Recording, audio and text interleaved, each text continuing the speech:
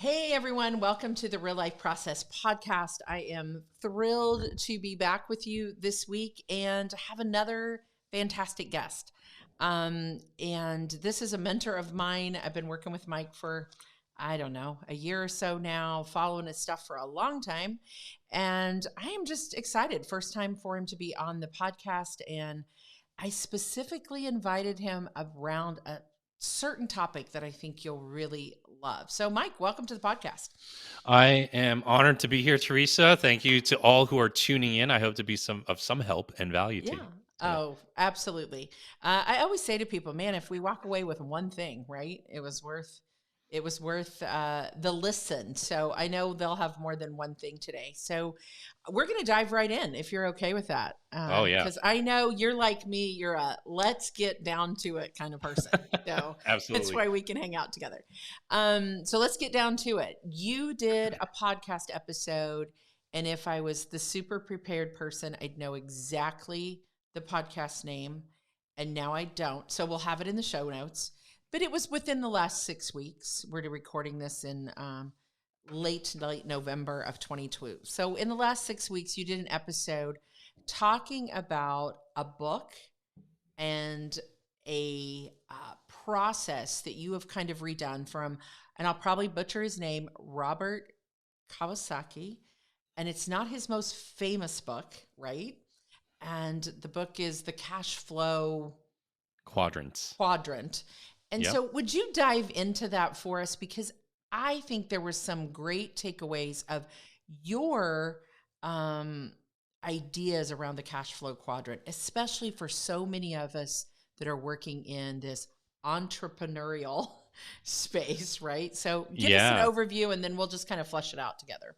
Yeah. So one of the big myths in the entrepreneurial space, especially for personal brands, coaches, Mhm. speakers, thought leaders, is that passive income is going to solve everything, Mhm. right? And there's some great colleagues and friends of mine who teach a lot of stuff on passive income, but it keeps us from like realizing how simple it can be. And so, what I mean by this is that Robert Kiyosaki is probably best known for his book Rich Dad Poor Dad, Mhm. and he's written a ton of books over the years. But this particular book, I think it was his second one, Cash Flow Quadrant. He talks about how there are basically only four ways to make money, and if you can visualize, a quadrant, you've got E on the upper left, which stands for employee, right? You've got S on the lower left, which stands for self employed, right? You have B, and then you have I on the right side, business owner and investor. And what happens is that a lot of us think that um, being self employed is the same as being a business owner, and Mhm. it's not, right? Right. Running a McDonald's and having people run that for me is a very different thing than me having to do coaching calls. And it's not about the time you put in, it's about the systems that are in place. And so what ends up happening is that we overstretch ourselves and we think that um if we just do all these things like create products and stuff, it's going to just generate revenue, but we don't have the systems behind it. So in my line of work, most of us are trying to move from employee to self-employed, right? I want to get Right. out of my day job, I want to be my own boss. That's one step. But for you to move from self-employed to a true business owner, that's a completely different ballgame. And that's what I want to talk about Hmm. because that is, and I was just on my group coaching call this morning with my facilitators. So Wednesdays, I'm always a little fired up because I've been with my people. And so, it kind of gets you fired up. You get to preaching at them and talking Yeah. and doing all the things. And I was talking with them today just about, yeah, this myth that there is in the line of work that we're doing in kind of this coaching and branding space and personal brands that we're developing, that if I build it they will come, field of dreams type of thing. Like, I just need 5 online courses and then I'm going to sit back in my chair and do nothing, and they're going to create all this passive income. And I have watched you over the years, and I know the work that I have done, and to develop the back end of things, you don't just ever get to quit showing up if this Hmm. is the kind of business you want to build. And if you want to build this quadrant of the S, right? And you're fine with doing the work for someone else. You can build great businesses there too, but they are two different things. So dive in a little bit deeper as to what makes the B the B box work. Yeah. So one of the things that Kiyosaki teaches, which is really interesting, he's a real estate guy. Mhm. And so he talks about the importance of owning property, securing property. And I've been following his work. I'm not really much into real estate. I owned a couple of properties and blah, blah, blah. But I heard him or some other real estate people say, well, if you own basically, if you own 10 apartment buildings, you'll make enough after they're rented out to make $5,000 a month, you know? And I'm like, Mhm. 10 apartment buildings? Who No has way. money for 10 apartment buildings? And this is a lot to manage, right? So that's exactly his point. You got to get managers, you got to get these rental properties secured, then you have to find tenants and maintenance and all that stuff. And it hit me, Teresa, because he's teaching about the importance of property, owning property, which is great for the everyday person, right? And even many of us. But what we don't realize as creators, as speakers, as thought leaders is that we have another kind of property at our disposal. It's called intellectual property. Love it. Love it. Love it. And if you own intellectual property and you sell it and you build an audience and you continue to show up, like you said, and stop believing that once you create it, it'll just sell itself, you can go out and make a lot of money in perpetuity through intellectual property. A great example, and you just did this, is to release a book. Mhm. That thing is going to sell forever. We Same with hope, my book. right? Yeah. We Yeah. all hope As long as you're it's showing forever. up. Yeah. Yeah. As long as you're showing up. So when I heard these real estate guys say this, I was like, $5,000 owning 10 properties to make $5,000 a month. I can make $5,000 next month just by selling or marketing to my email list a new guide Yeah. or my book or a field guide on how to start mastermind groups. This so And spoke to me, Mike, mhm, because and I've you even say in this episode that you did on your podcast, like you'll want to go back and listen to this 2 or 3 times. So I think I've listened to it 3 times. The reason it resonated with me so much is, and a lot of our listeners know my story. I live on a farm. We have property. We have land, whatever. Like I, I've always heard people in our space talk about like buying property. And I'm in a mastermind group that a lot of guys have real estate investments, and I get why they're doing it, but that doesn't speak to me. But when you said this about intellectual property, I'm like, oh my gosh, that's brilliant. Like that is what we're putting out into the world that really doesn't cost us a whole lot to make, yes, right? it's a That's the much beauty. Like, if what you're going to teach the world, what you feel called to bring to the world, and you can figure that out, and that takes a little bit of while. What's your voice going to be? And then you begin to create content around that, build your email list, do the things, much less investment to me. Like, I don't know, bells and whistles just went off for me in that yeah, regard. yeah. I mean, it's much faster for me to create a PDF download of something that I know how to do and sell it than go out and buy an apartment building Mhm. or a condo or a house. Like, I mean, you think about how many hours that takes, Mhm. right? And again, I'm saying this for us who can create content. My friends who are in property investment and stuff, they think what I'm doing is crazy and it's reserved for a very special few people. They're like, I could never speak and do all the things. I got to make my money It's elsewhere. not I'm the like, right thing great. for everybody, You're right? right. I'm Yeah. like, great. But that's not the right thing for me. Mhm. Because I'm like, let me put this in context. The most popular product I've ever sold, and still sells till this day every single month, is a template of proposals that I sent to clients when I was landing big name clients. Right. And I laugh at this because it was something I created in 4 hours on a random Saturday years and years ago. Now, I can't live off the sales of this product alone. Mhm. But if I look at the numbers since I created, I could basically buy a luxury car, Mhm. with the amount of money that came in. And I didn't do anything. I didn't do a launch. I didn't have to do a webinar. I didn't do anything along those lines. I just kept showing up on my podcast, emailing my list, and I had this piece of intellectual property that was very affordable for people to download. And folks who come to my website and go to the store, they just download it every single month. Right. And I'm like, wow, that is like the least amount of work I've ever done to make the closest thing to what people consider passive income. Right. So why don't I just do more of that? Why am I trying to sell $5,000 workshops all the time Mhm. and have to show up to them? And there's a place for that. Mhm. But I think we sometimes lose sight of the fact that it can be very, very simple. Right.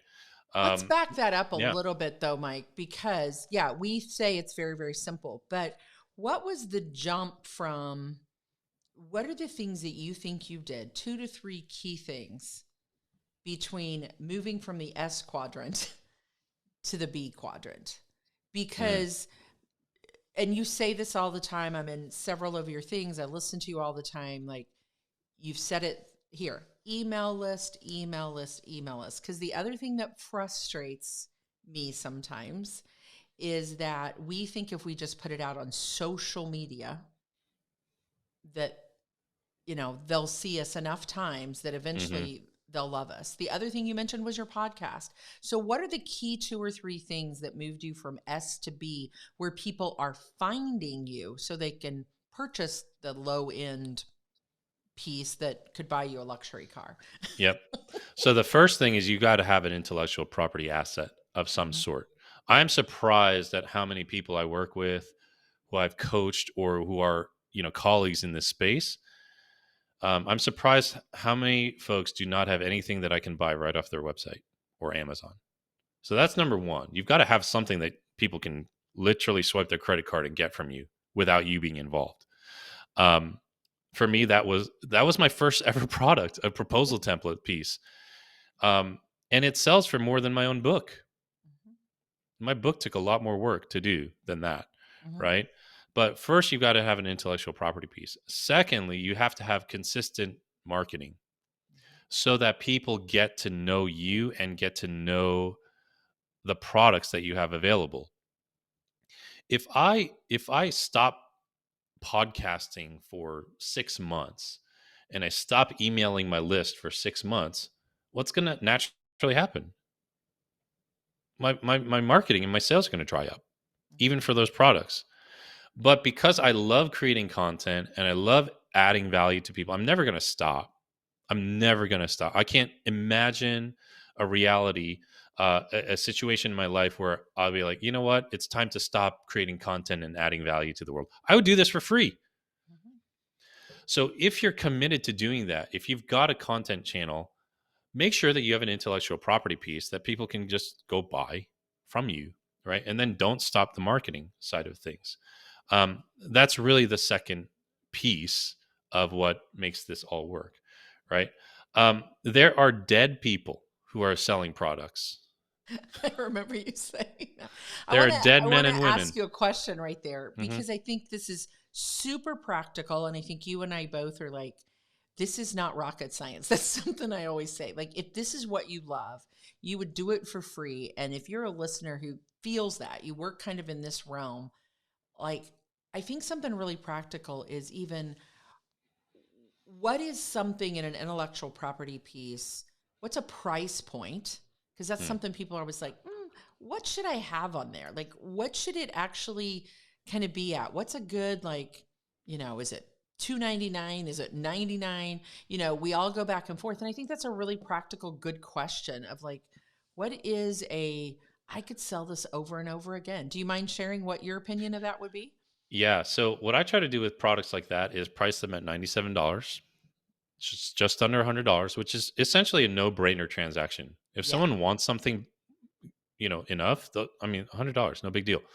And then what I do with that product is I offer it for less, down to 37, if someone finds it off my Facebook ads. Ooh, interesting. So here's how it works. We run Facebook ads right now. Well, we do it all the time. Uh, I don't spend a ton of money. on Facebook ads, probably about $10 a day. And as soon as someone downloads the lead magnet off my Facebook ad, they get a one-time offer to buy that template for $37 instead of $97. And we convert a number of these sales, on the ads. So what that does is it reduces my ad costs, because right off the ad I'm making money, or I'm, negating the Mm-hmm. ad cost. So I'm not really spending $300 or $500 a month on ads. I'm only spending like 100. Mm-hmm. And then yet other people will just go on my site when they hear my podcast, or they're kind of browsing through things, and they will see it's on the store, and they'll just buy it for $97. Now, So it's both. It's both price it's points. both price points. Yeah. And Just now you depending on have how you them get it. on your email list, because the Hmm. first time they got on your Facebook ad and they got the freebie. So they got that got them on your list. Then so now you have 3 times that this person, or 2 times that this person has interacted with you, which in the coaching space, often in any business, it's the know, like, and trust factor. Hmm. Like, I know them. I like them. I like them a little more. And now I trust them. Once you've got that person to even spend $37 with you, there's a trust factor that builds of when they get the next email from you that has an offering to a coaching group or a mastermind or a live event or something. They're like, oh yeah, Yeah, I remember. absolutely. Your brain almost says, I trust them already Yeah. because I Yeah. spent money with them. And to that point, like these products, and I created that product in 4 hours. It was just cleaning some stuff up, in the wording, but it's what I call the tater tot principle. You know, tater tots are $1 billion a year industry, and they're made from the scraps, the leftover slice of the potato after they cut French fries. This is how it happened, right? Like Mhm. they would steel cut the French fries, and they had these little nubs of Awesome. potatoes that were left on the floor. And the Ore-Ida brothers basically put shortening and salt and other stuff in it, and made more money from that Hopefully than they actual. weren't on the floor, Mike. Yeah, Let's just be yeah. honest. I mean, at some point it was, and then they decided, let's be more sanitary with this stuff. And that's my point. Like that, those documents were sitting in my Dropbox account, and I was able to use what the tools that I was using to get clients, and turn around and sell that, because it would be useful to my audience. And it's turned out to be the most popular product I've ever offered. Mhm. And so I sell it at a very reasonable price. I put the marketing around it. I wrote the sales page once. I've never touched it. And we put it and we systemize. And that's probably the third thing, in moving to the B quadrant. You've got to have a system. Mhm. McDonald's, they say all the time, right? They don't sell hamburgers. They sell you a system. It's an The Coke, operation. the Diet Coke always tastes the same. Yeah. Like, the Hmm. hamburger, the It's the systems are order. there. Yeah, it's there. And so what happens with a lot of us is that we think that passive income means that we have to create a $2,000 course, and it's going to just sell on its own once I create it. And that is ridiculous. Yeah. When was the last time anyone who was listening bought a $2,000 course just for the heck of it, without a live interaction, without showing up on a webinar? And if you It just doesn't did, I happen. bet you didn't finish it. Yeah. That's Yeah. my thing, is you buy them and you really are looking for one key takeaway. So I'd rather be live with people any day. That's just my opinion. So I want to share a story with you that you actually challenged us to. And I just want to walk through the results. I just did this with my group coaching program before we hopped on this podcast. And you challenged us in a marketing group to send out a very simple email. And you gave us the wording for it, as a good copywriter would. And it was super simple. You challenged us to send it. I think you told us 3 or 4 people and just Yeah. see what the results was. I sent it to 12 because I've been wanting to start a local women's coaching group. Sent it to 12 women. Didn't worry, overthink when the date was going to be. So it's the take action piece. Some of us were getting results back before the call was up of Yep. like answer to the question, which was interesting to me because the email was super short that you gave us, like 2 or 3 lines. And what I found interesting was their response was like, sure, nothing more than, like, they didn't write a whole lot. It was awesome. So I got 12 women to come on Monday, did an hour and a half luncheon with them.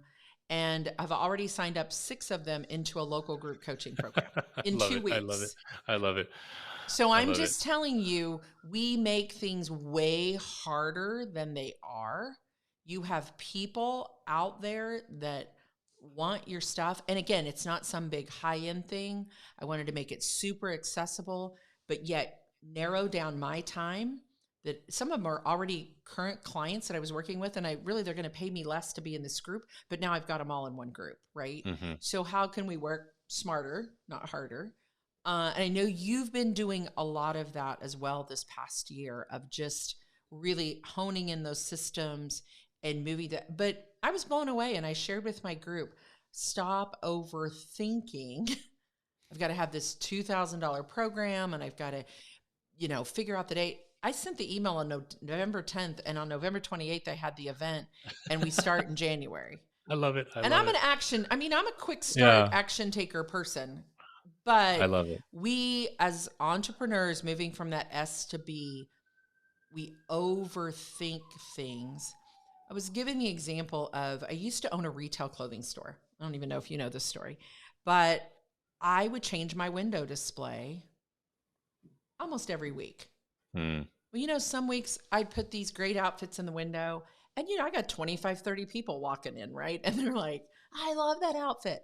The next week I changed my window and like nothing.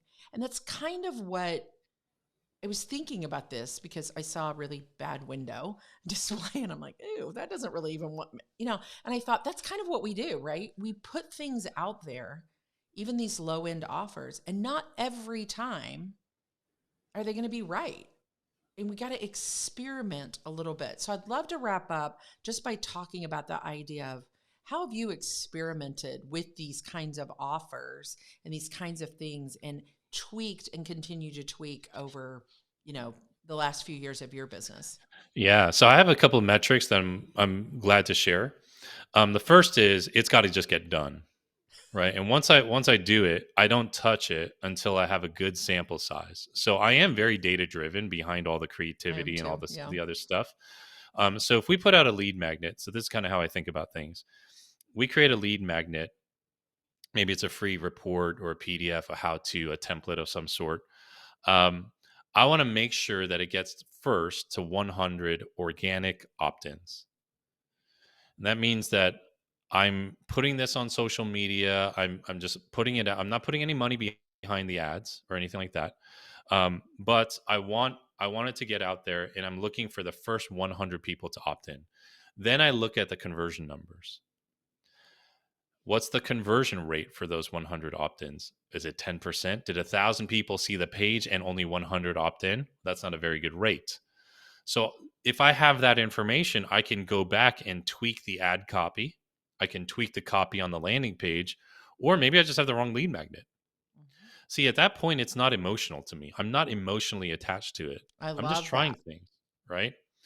Now, if we have a really good conversion rate off those 100 opt-ins, like let's say it's over 50%, I'm like, okay, let's put money behind this and run it to completely cold traffic on Facebook or on Instagram. And we're running it to cold traffic and it's still converting well, maybe 20, 30%.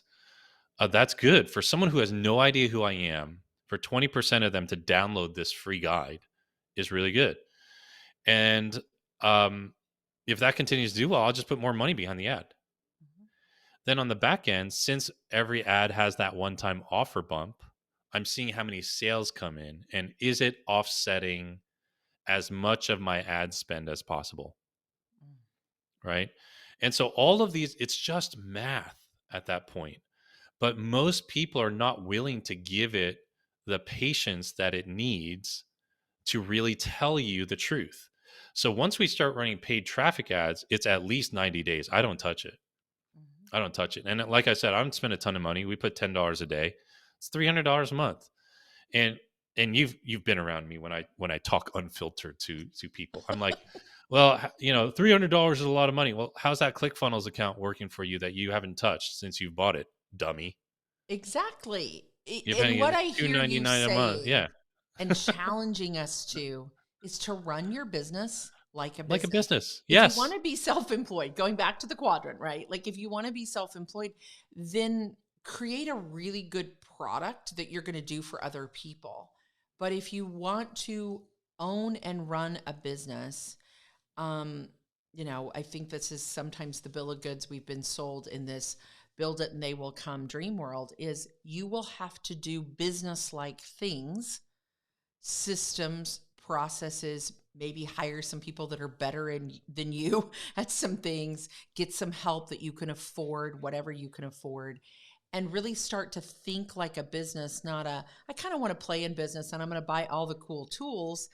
And a lot of them I don't even need because I'm never going to use them because I'm not going to make the product. And that really is, I guess, my soapbox that I've been on lately is like, there's so much good stuff out there, but run it like a business and have a business so that you are using that I quadrant, your intellectual property. Those two go together. And If I had a marketing person that I hired, and they kept tweaking the ad, and they didn't give me real numbers, I'd fire that guy. And I'm being honest, for many of you listening, you'd fire yourself if you hired a contractor who does the nonsense that you do, yeah, which is, yeah, we're going to go, well, hey, Mike, we're going to spend $300 on ClickFunnels and we haven't touched it for a year, but we're not going to run Facebook ads for $300. We're just going to keep the ClickFunnels because one day we're going to use it. I would fire that guy. And some of you need to fire yourself. You need to be really honest and look at yourself in the mirror and say, am I doing things that I hired would do? And if not, like Teresa, just like you said, you're not running your business like a business. And so you got to be able to separate yourself from the emotion. I guarantee the person who you hired to run your funnel is not as emotionally invested as you are. And that's a blind spot for a lot of us. And I've had to work on that over the years. But when I put something out there now, I've done it so often, I'm not emotionally attached to it. If people don't like it, they just don't like it. And for years, several years, I was scared of my numbers. I was scared of the data. I didn't want to look at the data. And you've been, one who's asked very direct questions. How many do you have on your email list? How many do you have? Like the numbers don't lie. And so don't be afraid of your data, even if it's not what you want it to be. Be knowledgeable of what it is so that you can change it over time. And that's probably been one of my biggest growths is not being emotionally attached to, oh, this is the greatest offer ever. And I don't know why people aren't buying it. And, and it was an online course that cost too much money and nobody was ever going to finish or whatever. So I love the great, just practical way that you operate and that you do things. And so many great takeaways. So this is going to be one of those episodes you're going to want to rewind, listen to those formulas, look at the quadrants, pick up the book. I think you said on your podcast when you talked about this quadrant thing was there's all kinds, and I went and watched some of them. There's all kinds of YouTube videos and all kinds of things about the quadrant that you can find really easily, or you could read the book if you like that kind of thing as well. Great book, but go figure it out and look at it, but look at it through the lens of we just talked about. And what are the 3 to 4 things you need to move from S to B? Be all the difference in 2023. I didn't mean for that to rhyme. Be all the difference, right, for what your business could be in 2023. So thanks so much, Mike, for just being here and bringing really practical, good takeaway stuff. Been a joy, friend. It was a pleasure. And everybody who's listening, get creating. Don't overcomplicate it. Get your property out there. And do the work. Yeah, as I always say, so you can enjoy the moments, right? Like you and me, neither one want to have our business run us. It's all about us enjoying our business so we can have the moments that we want to have. So thank you, friend. Great to have you on the podcast. Have a great week, everyone.